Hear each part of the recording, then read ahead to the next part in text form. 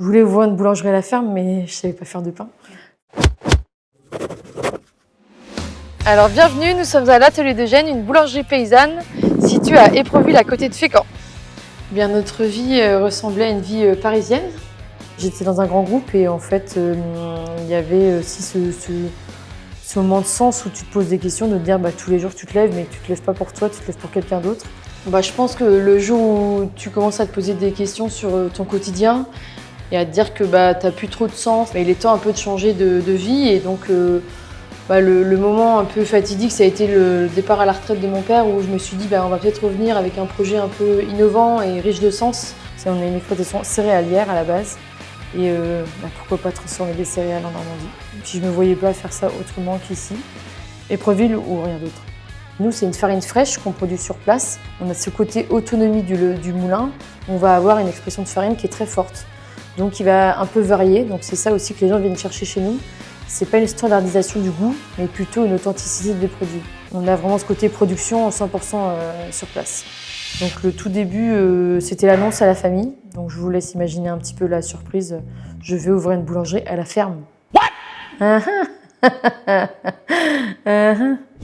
Je pense que tout le monde a un peu été derrière moi, mais après mon père était très confiant, mais en même temps inquiet. Mais il savait ma détermination, mais je pense que c'est l'aspect familial qui a pesé aussi dans le...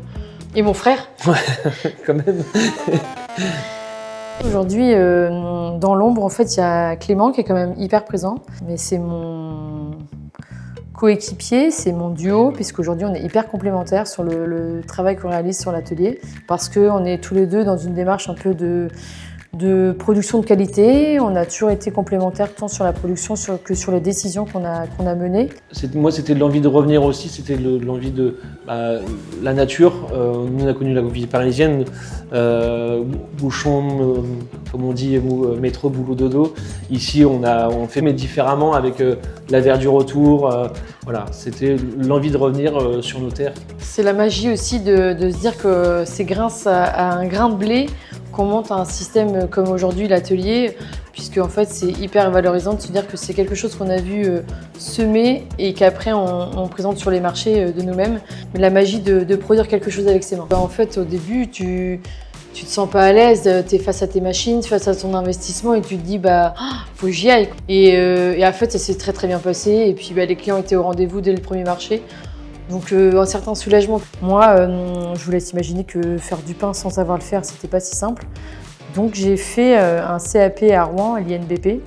Et pendant plus d'1 an et demi, je me suis vraiment formée, je me suis plongée dans le projet pour vraiment apprendre à faire du pain. À certains moments, quand tu as des clients qui arrivent et qui disent grâce à vous, je remange du pain, ou alors franchement, continuez, c'est super ce que vous faites. Voilà. D'entendre ce genre de discours, c'est ça qui fait que tu te lèves le matin. Ouais. Puis j'étais sûre que ça allait marcher. Et aujourd'hui, c'est le cas, donc voilà. Quand on y croit, ça marche.